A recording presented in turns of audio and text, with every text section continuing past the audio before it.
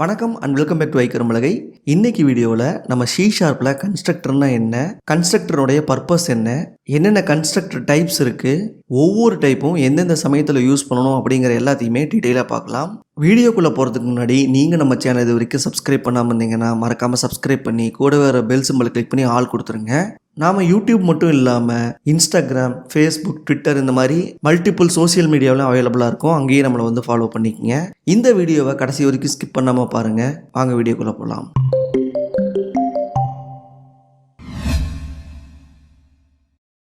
ஒரு கிளாஸ் அல்லது ஸ்ட்ரக்சருடைய special method தான் கன்ஸ்ட்ரக்டர். இந்த கன்ஸ்ட்ரக்டர் மெத்தடு பார்த்தீங்கன்னா ஒரு கிளாஸ் அல்லது ஸ்ட்ரக்சருக்கு நம்ம ஆப்ஜெக்ட் கிரியேட் பண்ணும்போது அந்த மெத்தட் ஆட்டோமேட்டிக்காகவே கால் ஆயிரும். ஒரு கிளாஸோட நேம் என்னவோ அதே நேமில் தான் நம்ம கன்ஸ்ட்ரக்டர் நேம் கொடுக்க முடியும். ஸோ உதாரணத்துக்கு இந்த எக்ஸாம்பிள் பாருங்கள். நான் எம்ப்ளாயின்னு சொல்லிட்டு ஒரு கிளாஸ் வச்சுருக்கேன். இந்த கிளாஸில் அதே நேமில் ஒரு மெத்தட் இருக்குது. ஸோ இந்த மெத்தட் தான் கன்ஸ்ட்ரக்டர் நம்ம சொல்கிறோம். இந்த மெத்தடை நல்லா பார்த்தீங்கன்னா இந்த மெத்தடுக்கு ரிட்டன் டைப் எதுவுமே இருக்காது. ஈவன் வாய்டு கூட இருக்காது. ஏன்னா இதுக்கு ரிட்டன் டைப் தேவையில்லை. இதுலேருந்து எதுவும் ரிட்டன் பண்ணவும் முடியாது. இந்த கிளாஸுக்கு நம்ம ஒரு ஆப்ஜெக்ட் கிரியேட் பண்ணும்போது அந்த நியூ அப்படின்ற அந்த கீவேர்ட் கொடுத்து நெக்ஸ்ட் கால் பண்ணும்போது உடனடியாக அந்த கிளாஸுக்கான கன்ஸ்ட்ரக்டர் ஆட்டோமேட்டிக்காகவே கால் ஆயிரும். ஒரு கிளாஸ் நான் கிரியேட் பண்ணும்போது மேண்டேட்டரியாக கன்ஸ்ட்ரக்டர் எழுதணுமான்னு கேட்டால் தேவையில்லை. இந்த மாதிரி கன்ஸ்ட்ரக்டரே எழுதாத ஒரு கிளாஸுக்கு நம்ம ஆப்ஜெக்ட் கிரியேட் பண்ணும்போது அந்த கம்பைலரே டிஃபால்ட்டாக ஒரு கன்ஸ்ட்ரக்டரை அசைன் பண்ணிக்கும். டிஃபால்ட் கன்ஸ்ட்ரக்டருங்கிறது என்னன்னா பெராமீட்டரே இல்லாத ஒரு கன்ஸ்ட்ரக்டர் தான் நம்ம டிஃபால்ட் கன்ஸ்ட்ரக்டர்னு சொல்லுவோம். ஒரு கன்ஸ்ட்ரக்டருடைய பர்பஸ் என்னன்னு பார்த்தீங்கன்னா ஒரு கிளாஸில் நம்ம நிறைய ப்ரைவேட் மெம்பர்ஸ் வச்சுருப்போம். இந்த ப்ரைவேட் மெம்பர்ஸ் எல்லாம் நம்ம வெளியிருந்து ஆக்சஸ் பண்ண முடியாது. ஆனால் இந்த மாதிரி ப்ரைவேட் மெம்பர்ஸுக்கு வேல்யூ இனிஷியலைஸ் பண்ணுறதுக்கு நம்ம கன்ஸ்ட்ரக்டர் யூஸ் பண்ணிக்கலாம். இந்த எக்ஸாம்பிள் கோட் பாருங்கள். இதில் நான் எம்ப்ளாயின்ற ஒரு கிளாஸ் வச்சுருக்கேன். அதில் 2 ப்ரைவேட் மெம்பர் வச்சுருக்கேன், நேம் அண்ட் ஏஜ். இந்த நேம் அண்ட் ஏஜுக்கு வேல்யூ இனிஷியலைஸ் பண்ணுறதுக்கு அந்த கன்ஸ்ட்ரக்டருக்குள்ளே நான் வேல்யூ பாஸ் பண்ணுற மாதிரி எழுதியிருக்கேன். ஸோ எப்போ இந்த கிளாஸுக்கு நான் ஆப்ஜெக்ட் கிரியேட் பண்ணுறனோ அப்போ டிஃபால்ட்டாக இந்த ப்ரைவேட் மெம்பருக்கு நான் வேல்யூ பாஸ் பண்ணி இனிஷியலைஸ் பண்ணிக்கலாம். ஒரு கிளாஸுக்கு எத்தனை கன்ஸ்ட்ரக்டர் எழுத முடியும்னு பார்த்தீங்கன்னா நம்மளால் மல்டிபிள் கன்ஸ்ட்ரக்டர் எழுத முடியும். நம்ம எல்லாருக்கும் மெத்தட் ஓவர்லோடிங்கிற ஒரு கான்செப்ட் தெரியும். சரி, அதே போல் நமக்கு கன்ஸ்ட்ரக்டர் ஓவர்லோடிங்கிற ஒரு கான்செப்ட் இருக்குது. ஸோ கன்ஸ்ட்ரக்டர்லேயும் நம்ம மெத்தட் ஓவர்லோடிங் பண்ணிக்கலாம்.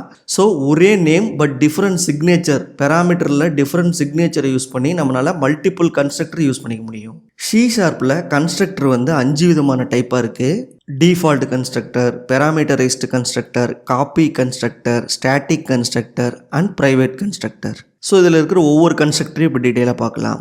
டிஃபால்ட் கன்ஸ்ட்ரக்டர் நம்ம ஏற்கனவே சொன்ன மாதிரி ஒரு கன்ஸ்ட்ரக்டர் எந்த ஒரு பெராமீட்டரும் வாங்காமல் இருந்ததுன்னா அதை நம்ம டிஃபால்ட் கன்ஸ்ட்ரக்டர்னு சொல்கிறோம். ஸோ இந்த எக்ஸாம்பிள் கோட் பாருங்கள். இந்த எம்ப்ளாயிங்கிற கிளாஸுக்கு நான் எந்த பெராமீட்டரும் இல்லாமல் அதே பேரில் ஒரு கன்ஸ்ட்ரக்டர் எழுதியிருக்கேன். இதுதான் டிஃபால்ட் கன்ஸ்ட்ரக்டர். டிஃபால்ட் கன்ஸ்ட்ரக்டரில் இருக்கிற ஒரு ட்ராபேக் என்னன்னு பார்த்தீங்கன்னா நான் உள்ளே இருக்கிற ப்ரைவேட் மெம்பர்ஸுக்கு ஆப்ஜெக்ட் கிரியேட் பண்ணும்போது டிஃப்ரெண்ட்டான வேல்யூ பாஸ் பண்ண முடியாது. ஸோ எத்தனை ஆப்ஜெக்ட் கிரியேட் பண்ணாலும் சேம் ஸ்டாட்டிக் வேல்யூ தான் என்னால் அசைன் பண்ண முடியும். உதாரணத்துக்கு இந்த கோடு பாருங்கள். இந்த அடிஷன்கிற கிளாஸுக்கு நான் ஒரு டிஃபால்ட் கன்ஸ்ட்ரக்டர் எழுதியிருக்கேன். இதில் 2 ப்ரைவேட் மெம்பருக்கு ஏபி. இதனுடைய வேல்யூவை டிஃபால்ட்டாக கன்ஸ்ட்ரக்டரில் நான் ஸ்டாட்டிக்காக ஒரு 100, 175 அசைன் பண்ண முடியும். எத்தனை ஆப்ஜெக்ட் இந்த கிளாஸுக்கு நான் கிரியேட் பண்ணாலும் ஸோ டிஃபால்ட்டாக என்னால் ஏவுக்கு 100னும் பிக்கு 175 தான் என்னால் இனிஷியலைஸ் பண்ண முடியும். டிஃப்ரெண்ட் வேல்யூ பாஸ் பண்ண முடியாது. Parameterized கன்ஸ்ட்ரக்டர், ஒரு கன்ஸ்ட்ரக்டருக்குள்ளே அட்லீஸ்ட் ஒரே ஒரு பெராமீட்டர் அனுப்பிச்சாலும் அந்த கன்ஸ்ட்ரக்டரை நான் Parameterized கன்ஸ்ட்ரக்டர்னு சொல்கிறேன். ஸோ வெரி சிம்பிளாக ஒரு கன்ஸ்ட்ரக்டருக்குள்ளே நம்ம எப்படி ஒரு மெத்தேடுக்குள்ளே டிஃபால்ட்டாக பெராமீட்டர் பாஸ் பண்ணுறோமோ அதே போல் கன்ஸ்ட்ரக்டருக்குள்ளேயே நம்மளால் பெராமீட்டர் வேல்யூ பாஸ் பண்ண முடியும். இந்த பெராமீட்டர் பாஸ் பண்ணுறதுனால எனக்கு என்ன அட்வான்டேஜ்னா நான் ஒவ்வொரு டைமும் ஒரு கிளாஸுக்கு இன்ஸ்டன்ஸ் கிரியேட் பண்ணும்போது டிஃப்ரெண்ட் வேல்யூவை இனிஷியலைஸ் பண்ண முடியும். ஸோ எக்ஸாம்பிளுக்கு இந்த கோடு பாருங்கள். நான் எம்ப்ளாயி E1ங்கிற ஒரு ஆப்ஜெக்ட் கிரியேட் பண்ணுறேன். கிரியேட் பண்ணும்போது ஸோ நான் உள்ளே இருக்கிற ப்ரைவேட் மெம்பர்ஸ் ஆர் பப்ளிக் மெம்பர்ஸுக்கு ஒரு வேல்யூ இனிஷியலைஸ் பண்ணுறேன். எம்ப்ளாயி E2ன்னு இன்னொரு ஆப்ஜெக்ட் கிரியேட் பண்ணுறேன். கம்ப்ளீட்டாக டிஃப்ரெண்ட்டான ஒரு வேல்யூவை போட்டு இனிஷியலைஸ் பண்ணுறேன். ஸோ இந்த மாதிரி ஒவ்வொரு ஆப்ஜெக்ட்டுக்கும் என்னால் டிஃப்ரெண்ட்டான வேல்யூ கொடுக்கறது Parameterized கன்ஸ்ட்ரக்டரில் தான் பாசிபிளாக இருக்குது. காப்பி கன்ஸ்ட்ரக்டர், ஒரு ஆப்ஜெக்டில் இருக்கிற வேல்யூவை மட்டும் காப்பி பண்ணி புதுசாக இன்னொரு ஆப்ஜெக்ட் கிரியேட் பண்ணுறதுக்கு யூஸ்ஃபுல்லாக இருக்கிறது தான் காப்பி கன்ஸ்ட்ரக்டர். அதாவது ஒரு கன்ஸ்ட்ரக்டருக்குள்ளே அந்த கிளாஸ்னுடைய ஆப்ஜெக்டே நீங்கள் பாஸ் பண்ணிங்கன்னா அந்த கன்ஸ்ட்ரக்டருக்கு பேர் காப்பி கன்ஸ்ட்ரக்டர்னு சிம்பிளாக சொல்லலாம். இதை அண்டர்ஸ்டாண்ட் பண்ணிக்கிறதுக்கு கீழே இருக்கிற கோடு பாருங்கள். நான் எம்ப்ளாயின்னு ஒரு கிளாஸ் வச்சுருக்கேன்.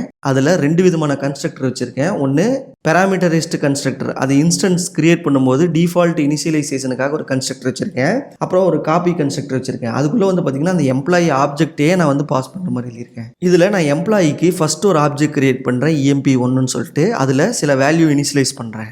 இந்த ஆப்ஜெக்டில் இருக்கிற வேல்யூவை அப்படியே வச்சு இன்னொரு ஆப்ஜெக்ட் கிரியேட் பண்ணணும்னு நினைக்கிறேன். ஸோ அதுதான் எம்ப்ளாயி E2 அப்படிங்கிறத அந்த ஆப்ஜெக்ட் கிரியேட் பண்ணி அதில் அந்த எம்ப்ளாயி 1உடைய ஆப்ஜெக்டை பேராமீட்டர்லாம் பாஸ் பண்ணுறேன். இப்போ என்ன ஆகும்னா இந்த எம்ப்ளாயி 1ல் இருக்கிற ஆப்ஜெக்டில் இருக்கிற வேல்யூ மட்டும் எடுத்து இந்த இன்ஸ்டன்ஸ்குள்ளே வேல்யூ அசைன் பண்ணிக்கிறேன். இந்த ஆப்ரேஷனில் ஏற்கனவே இருக்கிற ஒரு ஆப்ஜெக்டுடைய வேல்யூ வச்சு புதுசாக இன்னொரு ஆப்ஜெக்ட் நம்ம கிரியேட் பண்ண முடியும்.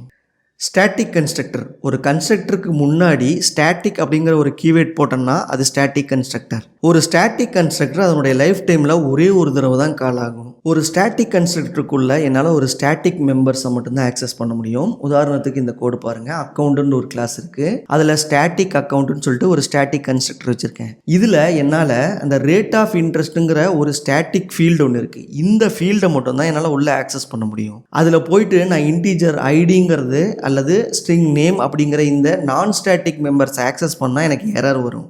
ஆனால் இந்த கிளாஸுக்கு நீங்கள் எத்தனை ஆப்ஜெக்ட் கிரியேட் பண்ணாலும் அந்த ஸ்டாட்டிக் மெம்பர் எல்லா ஆப்ஜெக்ட்டுக்கும் ஈவனாக ஷேர் ஆகும். ஸ்டாட்டிக் கன்ஸ்ட்ரக்டரில் நம்ம தெரிஞ்சிக்க வேண்டிய சில கீ பாயிண்ட்ஸ் இருக்குது. ஒரு ஸ்டாட்டிக் கன்ஸ்ட்ரக்டருக்கு நம்மளால் ஆக்சஸ் மாடிஃபையர்ஸ் போட முடியாது, அதாவது ப்ரைவேட், பப்ளிக், இன்டர்னல் போட முடியாது. அதே போல் ஒரு ஸ்டாட்டிக் கன்ஸ்ட்ரக்டரில் நம்ம பேராமீட்டர் பாஸ் பண்ண முடியாது. ஒரு ஸ்டாட்டிக் கன்ஸ்ட்ரக்டரை நம்மளால் டைரெக்டாக கால் பண்ண முடியாது, அதனுடைய கண்ட்ரோலும் நம்மக்கிட்ட இருக்காது.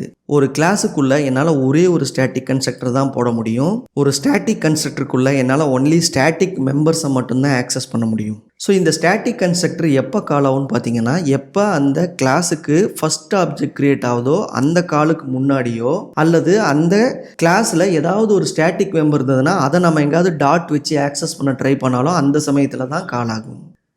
ப்ரைவேட் கன்ஸ்ட்ரக்டர், எப்போ ஒரு கன்ஸ்ட்ரக்டருக்கு முன்னாடி ப்ரைவேட் அப்படிங்கிற கீவேர்டை நம்ம போடுறோமோ அது ப்ரைவேட் கன்ஸ்ட்ரக்டராக ஒர்க் ஆகும். ஸோ ஒரு ப்ரைவேட் கன்ஸ்ட்ரக்டர் நான் போட்டேன்னா அந்த கிளாஸுக்கு என்னால் ஆப்ஜெக்ட் கிரியேட் பண்ண முடியாது. உதாரணத்துக்கு கீழே இருக்கிற கோடு பாருங்கள், கவுண்டர்னு ஒரு கிளாஸ் இருக்குது, அதில் ஒரு ப்ரைவேட் கன்ஸ்ட்ரக்டர் இருக்குது. ஸோ இந்த கவுண்டருங்கிற கிளாஸுக்கு என்னால் ஆப்ஜெக்ட் கிரியேட் பண்ண ட்ரை பண்ணிங்கன்னா உங்களுக்கு கம்பைல் டைம் எரர் வரும். ஆனால் இந்த கிளாஸில் இருக்கிற ஸ்டாட்டிக் மெம்பர்ஸை எல்லாம் நம்மளால் ஆக்சஸ் பண்ணிக்க முடியும். இந்த ப்ரைவேட் கன்ஸ்ட்ரக்டர்லேயும் நம்ம தெரிஞ்சிக்க வேண்டிய சில கீ பாயிண்ட்ஸ் இருக்குது. ப்ரைவேட் கன்ஸ்ட்ரக்டர் எப்போ நம்ம யூஸ் பண்ணணும்னா, ஒரு கிளாஸுக்கு எனக்கு முழுக்க ஸ்டாட்டிக் மெம்பர்ஸ் தான் இருக்குது அப்படிங்கிற சூழ்நிலையில் நான் ப்ரைவேட் கன்ஸ்ட்ரக்டர் யூஸ் பண்ணிக்கலாம். ஒரு கிளாஸை நான் சிங்கிள்டன் கிளாஸாக இம்ப்ளிமெண்ட் பண்ணணும்னு நினச்சேன்னா அந்த சமயத்தில் நம்ம இந்த ப்ரைவேட் கன்ஸ்ட்ரக்டர் யூஸ் பண்ணிக்கலாம். ஒரு ப்ரைவேட் கன்ஸ்ட்ரக்டர் உள்ள கிளாஸுக்கு என்னால் ஆப்ஜெக்ட் கிரியேட் பண்ண முடியாது. அதே போல் இந்த கிளாஸை என்னால் பேஸ் கிளாஸாகவும் யூஸ் பண்ண முடியாது. ஆனால் இந்த கிளாஸுக்கு என்னால் அதே கிளாஸுக்குள்ளே ஆப்ஜெக்ட் கிரியேட் பண்ண முடியும். ஸோ எக்ஸாம்பிளுக்கு இந்த கோடு பாருங்கள், நான் ப்ரோக்ராம்னு ஒரு கிளாஸ் வச்சுருக்கேன், அதுக்குள்ளே தான் நான் ஸ்டாட்டிக் வாய்ட் மெயின் வச்சுருக்கேன். So entry point of the கிளாஸே இது தான். ஸோ இந்த மாதிரி சூழ்நிலையில் இதே கிளாஸுக்கு என்னால் ஒரு ஆப்ஜெக்ட் அதுக்குள்ளேயே கிரியேட் பண்ண முடியும். பட் இந்த கிளாஸுக்கு வெளியே இந்த கிளாஸுக்கு எனக்கு ஆப்ஜெக்ட் கிரியேட் பண்ண முடியாது.